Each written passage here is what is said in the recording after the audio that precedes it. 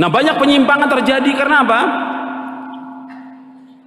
Disebabkan mereka mengikuti tanpa ilmu.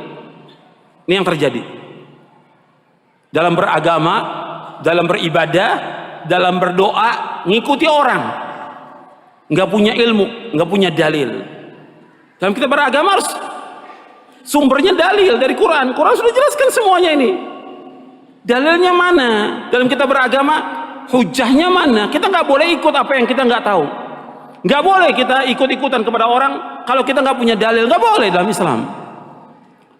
Antum lihat dalilnya, antum catat, antum lihat.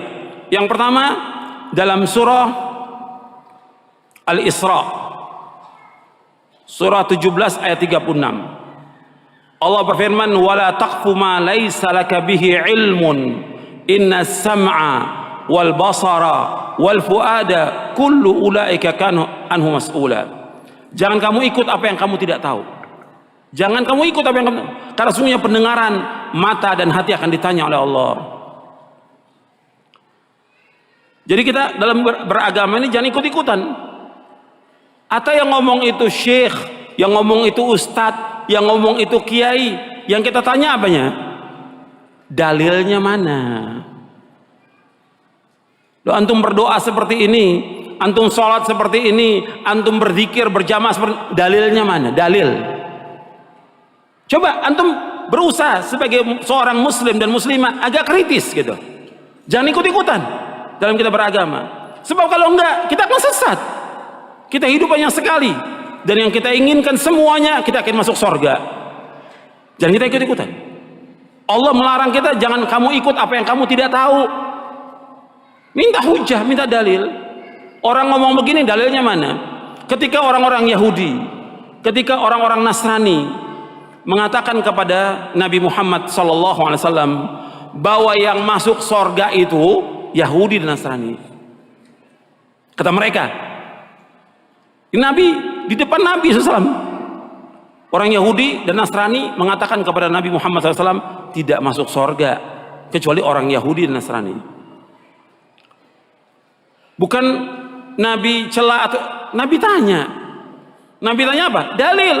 Allah sebutkan dalam Al-Quran, dalam surah Al-Baqarah di ayat 111, surah yang kedua ayat 111, Allah berfirman, wa qalu la yadkhulul jannata illa man kana hudan aw nasara tilka amaniyuhum qul hatu burhanakum in kuntum sadiqin. Allah berfirman dalam surah Al-Baqarah ayat 111. Kalau yang bawa mushaf Al-Quran dilihat benar atau tidak itu. Wa qalu la yadkhulul jannata illa man kana hudan aw nasara tilka amaniyuhum qul hatu burhanakum in kuntum sadiqin. Mereka berkata tidak masuk surga kecuali orang-orang Yahudi atau Nasrani. Kemudian kata Allah kepada Nabi Muhammad SAW, qul, katakan kepada mereka, hatu burhanakum in kuntum sadiqin. Mana bukti kamu, mana hujjah kamu, mana dalil kamu jika kamu orang-orang yang jujur. Nggak bisa mereka keluarkan dalil, nggak bisa mereka keluarkan hujjah. Maka agama ini agama dalil, agama hujjah. Ada nggak dalilnya dalam kita beragama, dalam kita mengamalkan? Dalilnya ada nggak? Kalau nggak ada, jangan ikut siapapun dia, ustadz ke syekh atau imam atau yang lain. Hatta Imam Syafi'i rahimahullah mengatakan demikian, kalau ada pendapatku menyalahi sunnah Rasulullah, buang pendapatku, ikuti apa? Ikuti sunnah Rasulullah SAW. Semua imam, Imam Hanafi, Maliki, Syafi'i, Hambali, semua mengatakan demikian. Kalau ada pendapatku menyalahi sunnah Rasul, buang pendapatku semuanya, ikuti sunnah Rasulullah Sallallahu Alaihi Wasallam. Dan nggak boleh bagi orang untuk mengambil pendapatnya imam kalau sudah ada sunnah Rasulullah Sallallahu Alaihi Wasallam. Semua pendapat semuanya batal kalau dari sunnah Rasulullah. Semua pendapat. Idza warada al-athar batala an-nazar. Bila sudah datang athar, maka batal sudah semua pendapat itu. Itu yang pertama yang harus kita perhatikan dalam kita beragama. Jadi hujjah, dalil, jangan ikut-ikutan. Hatta antum sudah, kan saya sudah mengikuti pemahaman salaf, tetap dalilnya mana?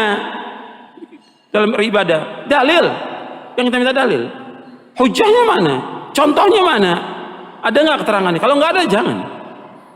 Bukan kata orang, pendapat ustadz, pendapat guru, nggak bisa kita pegang. Yang kita pegang apa? Dalil. Kembalikan sekarang umat ini kepada dalil. Kembalikan umat kepada Quran. Kembalikan umat kepada sunnah. Bukan kepada pendapat kita.